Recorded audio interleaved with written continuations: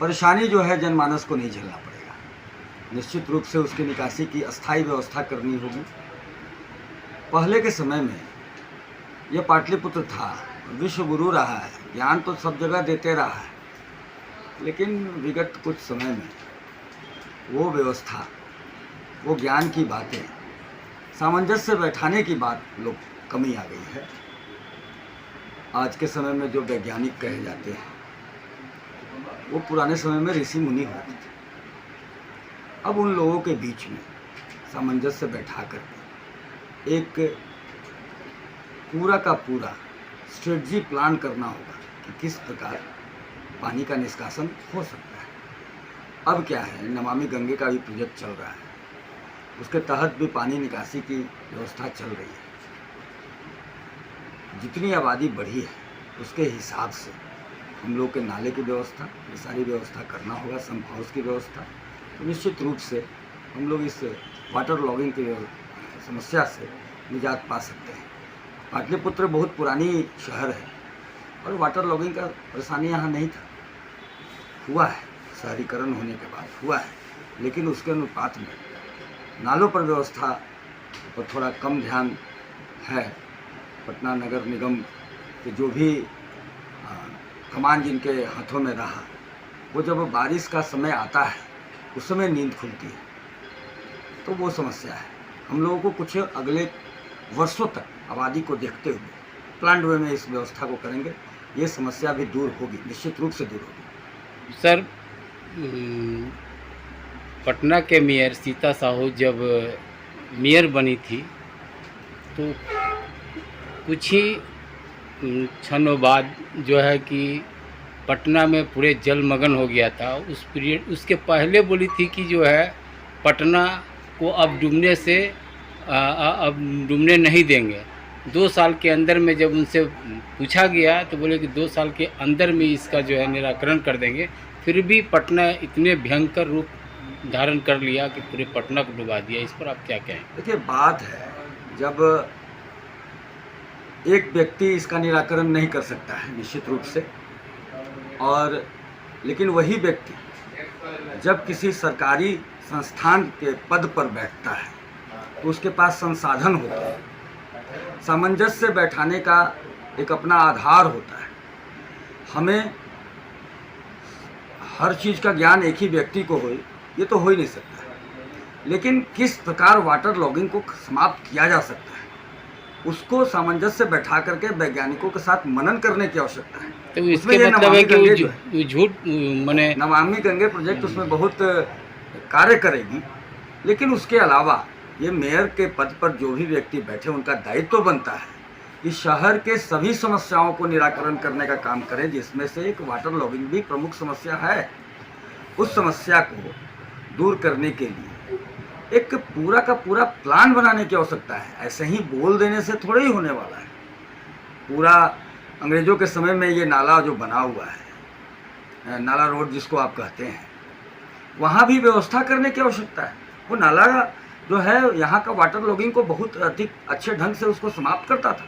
एक सेकंड आपको रोकना चाहेंगे सर। कहने का मतलब है कि जो नाला रोड की आपने सवाल खड़ा किया सर, मैं इस पर बताना चाहता हूँ जो ये गाय घाट से आपका सैदपुर तक जो नाला जाती है नहर जो है, उसमें ऐसा भयंकर समस्या माने हो सकता है। जिस तरह से देखा गया है कि पूरा दोनों तरफ से खुला हुआ है और कभी भी बारिश होती है तो पूरे दोनों रोड जो है पानी जो है जलमग्न हो जाता है, तो कभी भी दुर्घटना घटना होने की संभावना। इस पर आप क्या कहेंगे सर? अब है क्या कि उसमें बिहार सरकार का भी अपना रोल है, संबंधित मंत्री का भी उसमें रोल है, और उसको तो सड़क भी बनाया जा रहा है, लेकिन सामंजस्य बैठा करके संबंधित विभाग और पटना नगर निगम के जो उस कुर्सी पर बैठे हुए हैं, जिनका दायित्व है उसको ठीक करने का, तो उनको सामंजस्य बैठा करके और एक प्लान में, क्योंकि बड़ा प्रोजेक्ट है वो एक समय में पूरे पटना के पानी को निकासी का काम करता था। अब वो किसी कारणवश, चाहे वो किसी तरह का अतिक्रमण हो, और उसी के आधार पर हमारा संकल्प पत्र तैयार हुआ है और आगे भी हम लोग उस चीज़ को कर रहे हैं।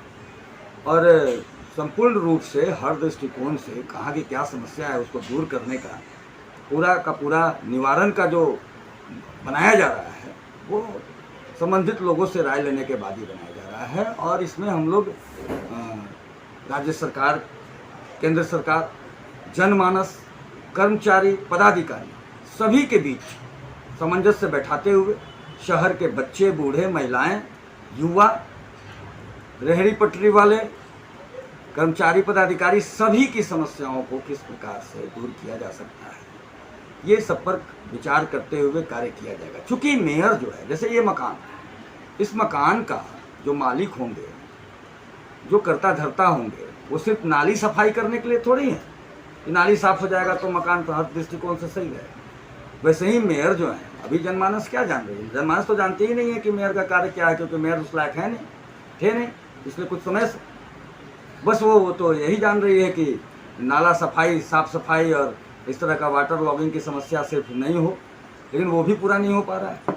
लेकिन एक्चुअली इस मकान के जो कर्ता धर्ता हैं, मालिक हैं, मैं वो जो बात कह रहा था, उसमें यहाँ की बिजली व्यवस्था भी उनको देखनी है, रंग पुताई भी देखनी है, खिड़कियाँ, सुरक्षा, सब कुछ देखना है। यहाँ के रहने वाले लोग भोजन क्या करेंगे, कैसे करेंगे, सब कुछ देखना है। 1 मिनट रोकेंगे सर। मैंने बहुत सारे ऐसे प्रत्याशियों से, मेयर प्रत्याशी से मैंने मिला सर, मगर उनसे मैं पूछा कि आप क्या करेंगे मेयर बनने के बाद, तो वो सीधे जवाब देते हैं नल और नाला जो है, पानी, ये सब की व्यवस्थाएं करेंगे।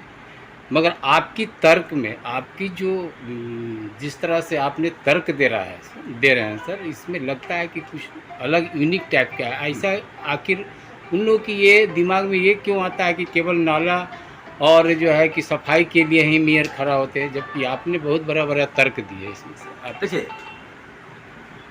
एक व्यवस्था है राजनीति, इसके तहत शहर की सरकार, जिसे इसके मठाधीश जो होते हैं वो मेयर होते हैं, राज्य की सरकार जिसके मुख्यमंत्री होते हैं, तो नल जल योजना जो है, और देश की सरकार जो प्रधानमंत्री होते हैं, जिनको कार्यान्वयन करना होता है, तो माननीय मुख्यमंत्री महोदय भी नल जल का तो कार्य कर ही रहे हैं और अच्छे ढंग से कर रहे हैं। प्रधानमंत्री जी की भी बहुत सारी योजनाएं हैं, तो उन योजनाओं का दम पर सिर्फ अगर मेयर कुछ कहते हैं तो ये तो गड़बड़ है ना।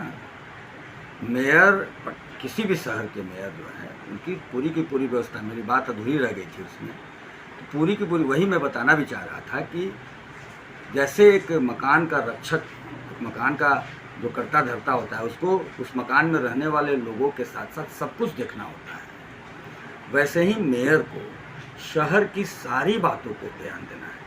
राज्य सरकार है वो अपना कार्य कर रही है। अब राज्य सरकार में जितने भी डिपार्टमेंट्स हैं, शहर के मेयर को उन डिपार्टमेंट्स के साथ सामंजस्य बैठाते हुए उन सभी कार्यों में सम्मिलित होकर के उसको एक सिस्टम में ला करके करने की आवश्यकता है, तभी पटना नंबर 1 बनेगा। और हमारा तो इतिहास रहा है ना कि हम विश्व गुरु रहे हैं।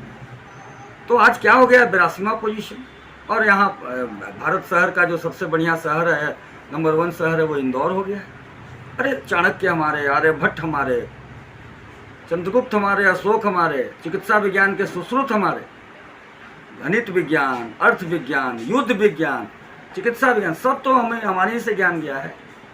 तो आज 82वां पोजीशन का कुछ मतलब समझ में नहीं आता। हम वैसा बनने का कार्य करेंगे। पटना को बनने का मतलब, मैं पटना को बनने की बात कर रहा हूँ कि जो नंबर 1 पोजीशन पे इंदौर है, वहाँ की टीम आवेगी और पटना को देखते हुए ये कहेगी कि वाह, ये होता है शहर, और वो अनुकरण का कार्य करेगी। निश्चित रूप से जब भारत में जो शहर नंबर 1 है वो अगर अनुकरण करने का कार्य शुरू करती है, तो पटना उस लेवल पर बन चुका होगा कि देश के सारे शहर उसका अनुकरण करेंगे। तो उसके लिए हर दृष्टिकोण से सोचने की ज़रूरत है, और सिर्फ सोच करके सो जाने की ज़रूरत नहीं है।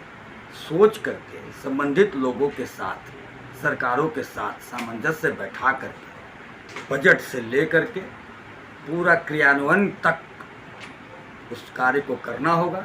निश्चित रूप से पटना बदलेगा। पटना का जो पुराना इतिहास है, विश्वगुरु भारत को कहा जाता है, उसके मूल में एक्चुअली पाटलिपुत्र है ना, पूरे विश्व को ज्ञान दिया। तो वो पुराना इतिहास जो हमारा विश्वगुरु होने का है, वो चरितार्थ होगा और तब तक मैं वो करता रहूँगा। जनमानस मुझे ये दायित्व सौंपेगी, तब तक मैं वो करता रहूँगा जब तक कि ये पूरा कार्य नंबर 1 पटना बन नहीं जाता है। और जब पटना नंबर 1 स्थिति प्राप्त करेगा तभी मुझे आत्मसंतुष्टि मिलेगी कि इतने प्यार से जनमानस मुझे मेयर का दायित्व सौंप रही है। तो ये जब तक पूरा नहीं होगा तब तक मैं पूरा संघर्ष करता रहूँगा। और मुझे पूरा विश्वास है कि मैं इस चीज़ को, पटना को नंबर 1 बनाने का जो मेरा उद्देश्य है, जो मेरा लक्ष्य है, वो मैं पूरा करके ही रहूँगा। डॉक्टर अजय प्रकाश। देश प्रदेश की तमाम छोटी बड़ी खबरों के लिए देखते रहिए सीमांचल एक्सप्रेस न्यूज नेटवर्क। बने रहिए हमारे साथ। हमारे चैनल को सब्सक्राइब करें, लाइक करें और शेयर करना ना भूलें।